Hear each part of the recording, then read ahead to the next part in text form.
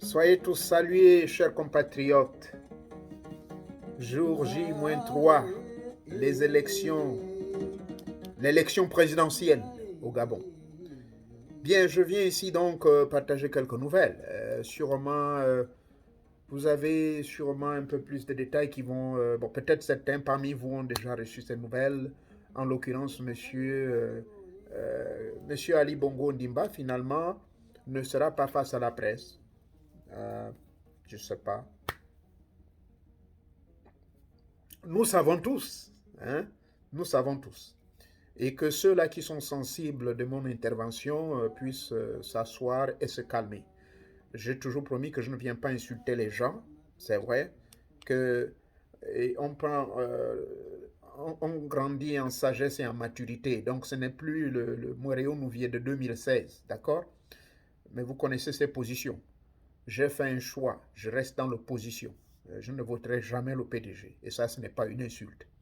Donc, M. Bongo Ondimba, Ali Bongo Ondimba a décidé de ne pas se présenter face à la presse. Et c'est ainsi que c'est son Premier ministre qui sera face à la presse. Je ne sais pas, c'est pour des raisons internes. Donc, ceci, une fois de plus, confirme ce que lui-même il avait dit. M. Ali Bongo Ondimba, au mois de mai et récemment au mois de juin, lorsqu'il avait dit qu'il n'a pas dirigé le pays pendant 5 ans. Donc de 2018 jusqu'en 2023, c'était d'autres personnes qui dirigeaient, ce n'était pas lui.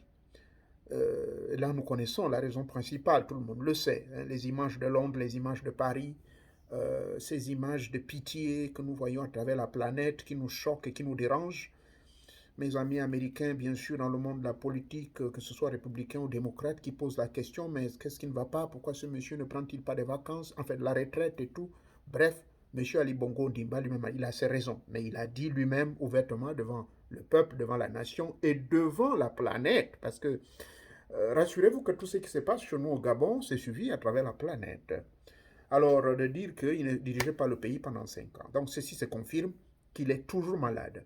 Et je l'ai dit dans mes propos, plusieurs interventions ici sur cette chaîne et sur ma page TikTok, j'ai toujours dit que M. Ali Bongo Ondimba ne devait pas se présenter. Et moi, je soupçonnais même que c'est M. Bilebinze, normalement, qui devait se présenter comme candidat. Ah oui, je suis honnête avec vous. Je ne suis pas contre M. Bilebinze, je vous avoue que ce monsieur, c'est un vrai politicien. Eh oui, il sait bien défendre le PDG. Si ça aurait été comme ce monsieur, comme candidat, je crois que, bref, c'est mon point de vue. Ça ne veut pas dire que je voterai pour lui, mais je vous dis qu'il faut être honnête. Bien qu'en politique, on n'aime pas dire la vérité. Et là, mes amis d'opposition, vous allez dire, oui, je suis un vendu. Ça n'a rien de vendu. Il faut quand même reconnaître aussi la valeur de quelqu'un. M. Bilebinze, il est dans la machine politique, ça fait beaucoup d'années. Ça fait très, très longtemps. D'accord? Donc, c'est lui qui finalement fera face aux journalistes. Monsieur Ali Bongo Ondimba, il est malade. Ça, il faut le reconnaître. Mais le PDG, donc tous ceux qui sont là, nous savons tous pour des intérêts personnels et autres, chacun a ses raisons, ils sont en train de pousser. Et je crains que l'année 2024, bon bref, je préfère me taire parce que nous là, quand on voit certaines choses, on pense, on nous prend pour des fous. On avance. Donc c'est cela la première nouvelle, voilà, c'est M. Bilebinze qui sera face finalement aux journalistes. Deuxième nouvelle, c'est que, vous savez, depuis un bon moment, nous nous plaignons que, effectivement, cela est vrai, nous avons vu des jeunes du Ghana et même l'un des conseillers de l'ambassade du Gabon au Ghana qui s'est levé avec les Gabonais pour dire que ce n'est pas normal de priver le droit de vote aux Gabonais. Mais maintenant, donc, il y a le Ghana, le Maroc, je ne veux pas citer tous les pays, mais je m'en souviens bien, je discutais avec mon cousin qui est au Canada, il me dit non, au Canada, ils ne sont pas autorisés à voter. Bon, qu'est-ce qui se passe? Je ne sais pas. Chez nous, aux États-Unis, par contre, on a eu quand même la chance, mais il y a une malchance parce que beaucoup de nos compatriotes, parce que c'est bien beau de critiquer le pouvoir en place, la même chose que je constatais en France. En France, comme ici, on a découvert que les noms de la plus, certains noms hein, des membres de la diaspora, tous ceux qui s'affichaient comme moi, tous ceux qui parlaient contre le régime, tous ceux qui parlent, jusqu'à présent je parle, puis ce n'est pas un péché, hein. Écoutez, avec tout le respect. Bon, on m'a donné, quand j'étais au Gabon, j'ai bien dit, moi je ne veux pas insulter, je demeure le même. Hein. Voilà, moi je veux le changement. Bon, bref. Et puis voilà, on n'a pas trouvé les noms de ces mecs-là. Qu'est-ce qui se passe? Deux hypothèses. Donc, le PDG, délibérément, a décidé d'éliminer les noms de tous ceux qui sont de la diaspora en France et aux États-Unis. Ça, c'est la première hypothèse. Deuxième hypothèse, il se pourrait que, euh, lorsqu'on a demandé, par exemple, pour nous, le cas aux États-Unis, au mois de mai, j'étais même au Gabon, parce que j'ai suivi cela. Hein, on a donné tous nos emails et nos contacts au conseil d'ambassade. Et ça, au niveau des États-Unis, je peux vous informer que le premier conseil d'ambassade, les autres conseillers, monsieur l'ambassadeur, vraiment, ils font un boulot impeccable. Et ça, ils ont été très transparents. Ils ont demandé à tous les Gabonais qui sont ici de faire leur passeport, et tous nous avons eu nos passeports. Bon, mais loin des soupçons et des suspicions, s'il vous plaît, parce que beaucoup ont soupçonné que c'est fini, c'est pour gonfler les voix du PDG. Et également, au mois de mai, donc vers le 15 mai, moi j'ai reçu personnellement, j'ai demandé à d'autres compatriotes ici, ils ont reçu euh, l'enrôlement. On a fait l'enrôlement en ligne et cela est possible. Donc, on a demandé aux gens de s'enrôler. Maintenant, peut-être qu'il y a certains qui qui ne se sont pas fait enrôler pour des raisons personnelles, parce que beaucoup, j'avoue qu'ils sont illégaux dans le pays, ils n'ont pas de papier, hein, comme on le dit. Peut-être c'est pour cette raison. Voilà les deux hypothèses. Je pense, en France, c'est peut-être les deux hypothèses. Aux États-Unis, c'est la même des deux hypothèses, c'est-à-dire soit euh, ces gars-là qui font beaucoup de bruit sur les réseaux sociaux n'ont pas de papier et par conséquent, ils ont peur. Ils n'ont peut-être pas eu les moyens de renouveler leur passeport ou bien ils n'ont pas renouvelé leur passeport à temps et par conséquent, vous ne pouvez pas vous enrôler. C'est normal parce que c'est pour cela qu'on avait d'abord demandé les mesures biométriques par l'émission des passeports. Il y avait une délégation aussi du colonel, je ne vais pas citer son nom, qui conduisait cette délégation ici. Et il nous avait bien expliqué tout cela. Mais le deuxième soupçon, mais tiens, que je viens de dire tout à l'heure, est-ce que le PDG, à dessein, décide de dire, bon tiens, monsieur Onoubier, parce qu'il parle mal de nous, il est contre nous, on va enlever son nom, il ne doit pas voter. Est-ce que monsieur Agnan Impio, on va enlever le nom? Est-ce que Mourtaba, on va l'enlever? Est-ce que Moussountou Mundi, on va enlever? Est-ce qu'ils ont fait ça? Ça, c'est la question. Mais toujours est-il que le constat est que M. Bonda, après avoir décidé que il a changé d'avis, il a décidé que finalement les bureaux vont s'ouvrir. Je veux dire, le vote est ouvert à tout le monde maintenant. Donc tous les pays qu'on a cités qui n'avaient pas de bureaux de vote, hein, centre d'enrôlement ou quoi, ça s'est réouvert. Mais il y a un désordre parce que beaucoup ne se sont pas enrôlés et beaucoup ne sont pas en possession de leur carte d'électeur. Est-ce que cela va être fait à temps? I don't know. C'est la question en question. C'est la question qui reste dans la mémoire et sur la mémoire de tous. Voici donc un peu les deux circonstances. Bon, d'hiver, au niveau du Gabon, au niveau de Port-Gentil, nous sommes très heureux de suivre le live en direct. Monsieur Albert Ondo-Ossa, contrairement à Franceville, bon, ce n'est pas Franceville qui a dessus, hein. Nous savons ce qui se passe. Hein. Bon, l'avion, la SECNA a décidé, et pourtant c'est un avion affrété qui vient d'ailleurs, mais qui a tous ses papiers, qui a respecté le contrat, mais qu'est-ce que la SECNA décide? Ça, vous avez vu le président s'est exprimé, c'est très triste. Je parle de M. Albert Ondo-Ossa. Donc, à Port-Gentil, je suis très heureux de partager la joie de tout le monde, de tous les opposants. Vous savez, le Goué maritime, c'est un fief de l'opposition. Et je demande également à tous ceux qui m'ont voté à Gamba de voter pour M. Albert Ondo-Ossa. C'est le candidat du moment. D'accord? C'est le candidat que moi j'ai toujours dit, c'est le candidat du référendum. Je vous ai dit que la situation actuelle du Gabon, il y a trois phases. Il y a d'abord une phase référendaire.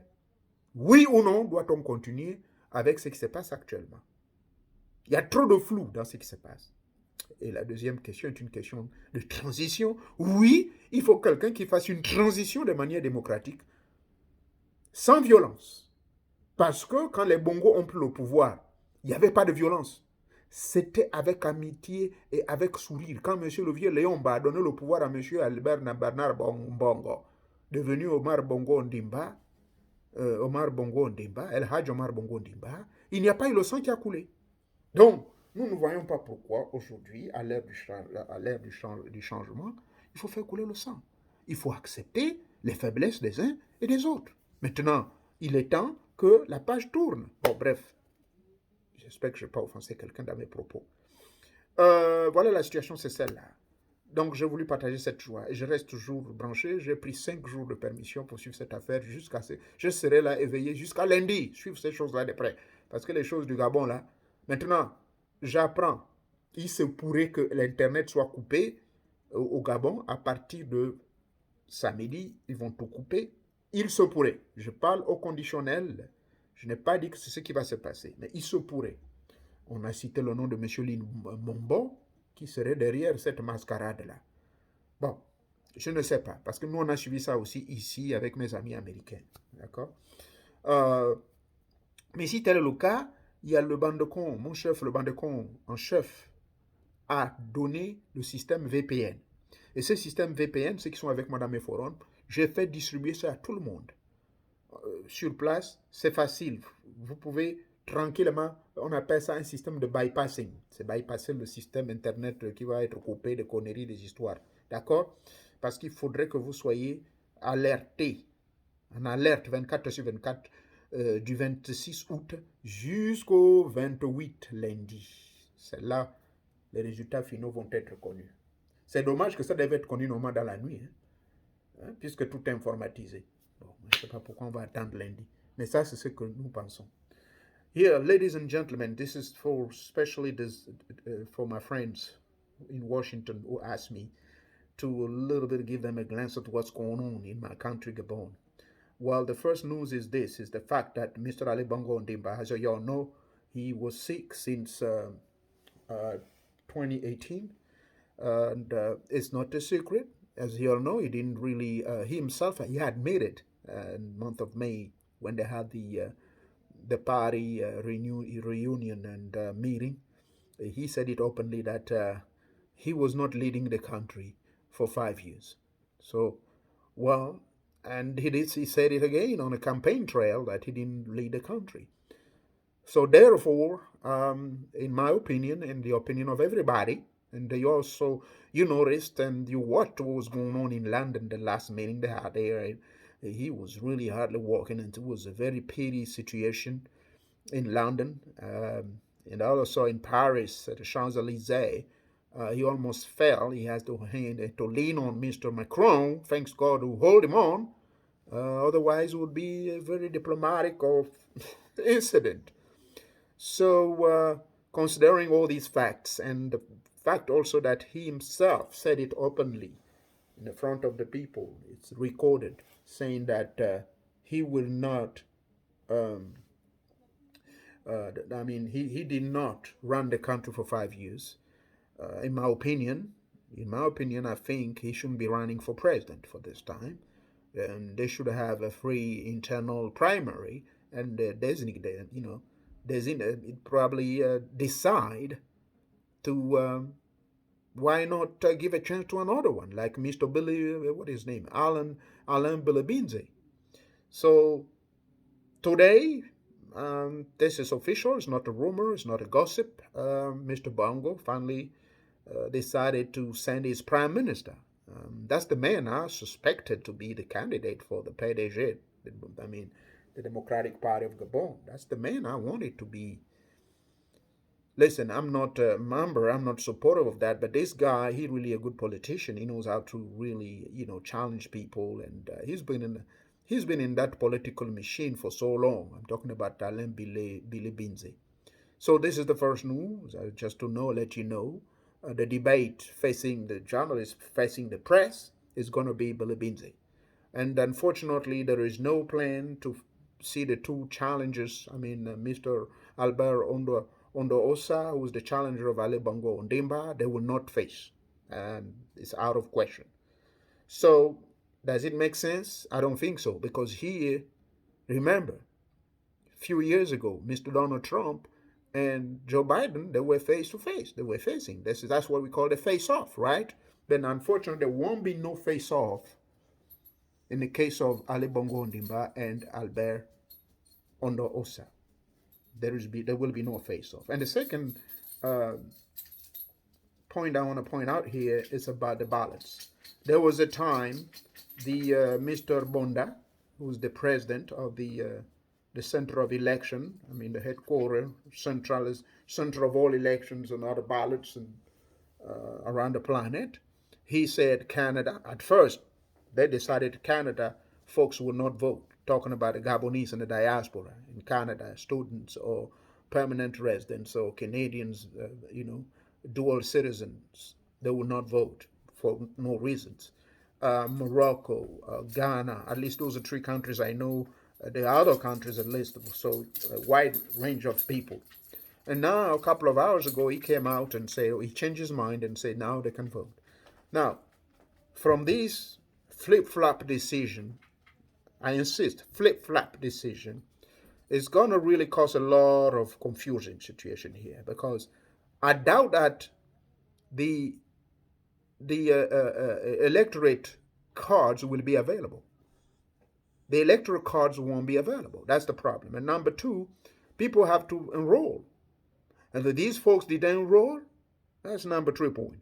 And the other side, the dark side, and we notice there already been some complaints from France, not here in the U.S., but as far as the U.S. is concerned, all the Gabonese living here in the U.S., we were all asked May the 15th of 2023 that we have to enroll online. I remember I did that. Then enrollment made, so means we have our cards ready, so we can collect the cards. And they decided to have only 2 main locations where we can have the ballots and cast out our votes. It's going to be Washington, D.C. and New York City. Now, for your information, I'm going to say it out loud in French as well. The most important population of Gabon here in America is in Georgia, Atlanta. True.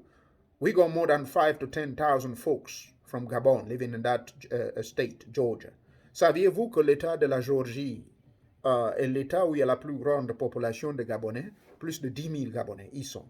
C'est un recensement que j'ai reçu du service d'immigration de cet État-là. Et vous pouvez le vérifier